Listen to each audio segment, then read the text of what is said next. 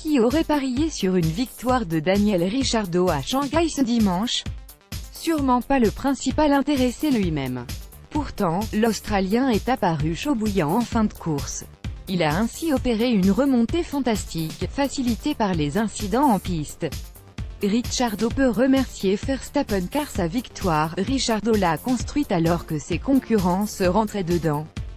Lors de la sortie de la safety car suivant l'accrochage entre les pilotes Toro Rosso, l'Australien décide de plonger dans les stands pour profiter de gomme neuve pour les 25 derniers tours.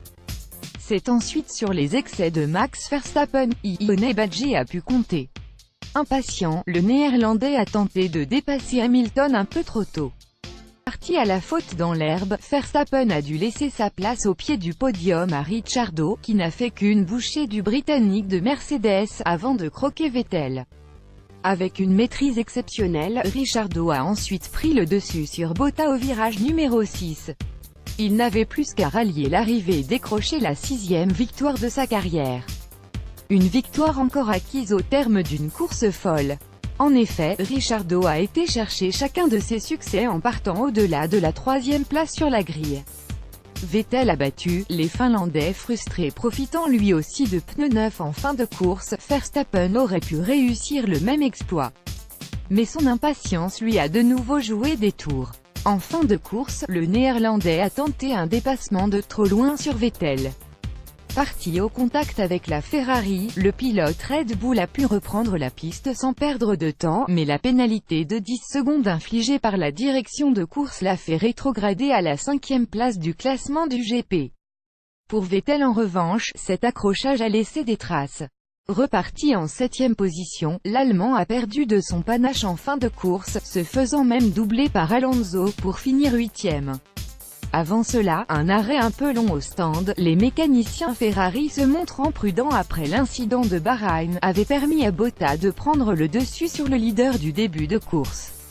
Ce dépassement à la faveur des arrêts au stand avait laissé croire aux Finlandais de Mercedes que la victoire était possible.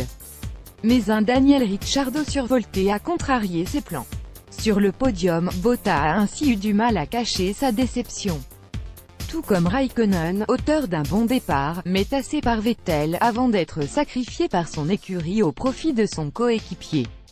Le résultat complet du Grand Prix de Chine, on a aimé Daniel Ricciardo. Quelle course! Après l'explosion de son moteur lors des EL3, l'Australien pensait prendre le départ depuis le fond de la grille. Mais le travail exceptionnel de ses mécaniciens, qu'il a remercié sur le podium, lui a permis de décrocher la 6e place des qualifications. En course, Banana Dan a ensuite tout donné pour apporter le meilleur résultat possible à son équipe. Passant sur une stratégie agressive lors de la sortie de la voiture de sécurité, Ricciardo a survolé la fin de course et remporte une 6e victoire en carrière amplement méritée. Élu pilote du jour, il a marqué ce week-end chinois. Le spectacle, les 2 premières courses de la saison nous avaient laissé un goût d'inachevé. Oui, ces voitures sont rapides, mais il nous manquait les frissons d'il y a quelques années. Le tracé de Shanghai nous laissait espérer une course à suspense. On l'a eu. Si la première partie de la course nous a presque fait regretter le réveil matinal, les 20 derniers tours ont été de toute beauté, avec des dépassements, des accrochages, du suspense. On en redemande. Valtteri Bottas, la voilà, cette course référence d'un Bottas retrouvé. Le Finlandais a réalisé un GP solide, touchant même du doigt la victoire, avant qu'un Ricciardo mort de faim ne lui vole la vedette. 3e sur la grille, le pilote Mercedes a rapidement pris le dessus sur Raikkonen, avant de prendre l'ascendant sur Vettel à la faveur des arrêts au stand. On retiendra surtout sa manœuvre exceptionnelle sur Raikkonen lors du 27e tour.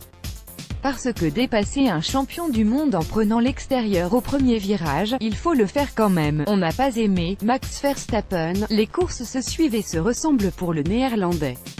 La saison dernière, il semblait avoir oublié ses mauvaises habitudes et construisait ses attaques au lieu de foncer dans le tas.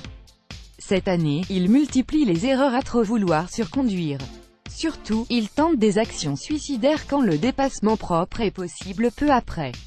Après la course, il a semblé vouloir se remettre en question. Espérons qu'il y arrive avant Bakou dans 15 jours.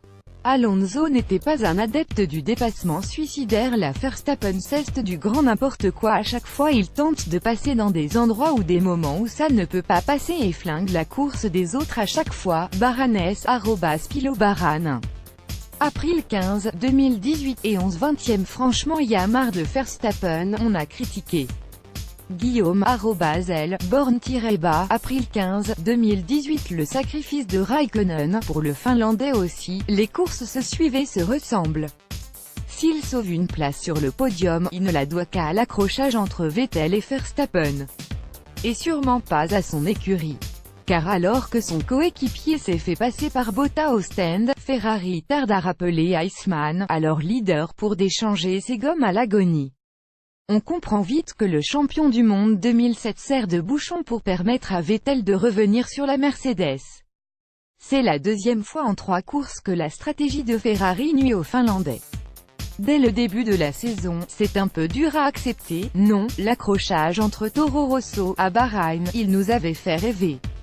En Chine, Pierre Gasly a connu une destinée contraire. Le Français s'est rendu coupable d'un accrochage avec son propre coéquipier. Croyant que Brandon Hartley le laissait passer, le Rouennais a plongé, avant de finalement encastrer son aileron dans l'autre Toro Rosso. Seulement 18e à l'arrivée, Gasly continue son apprentissage. Un apprentissage qui passe aussi par des mauvais moments. Lewis Hamilton, dans une moindre mesure toutefois. Et il s'agit plus d'une déception qu'un flop retentissant. Seulement 4e sur la grille, le Britannique a perdu des positions dans le premier tour. Au terme d'un Grand Prix qu'il a traversé en fantôme, il termine 4e. Une place qu'il ne doit qu'à l'incident entre Verstappen et son rival au championnat. Les journées d'hier et aujourd'hui ont été un désastre de mon côté, donc je dois essayer de rectifier cela et revenir dans un mode de performance normal. Sinon, d'autres points importants seront perdus. Je dois remercier les incidents qui ont eu lieu devant moi aujourd'hui et qui m'ont permis de sauver les meubles, a-t-il confié à l'issue de la course. Il devra aussi retrouver confiance en sa voiture.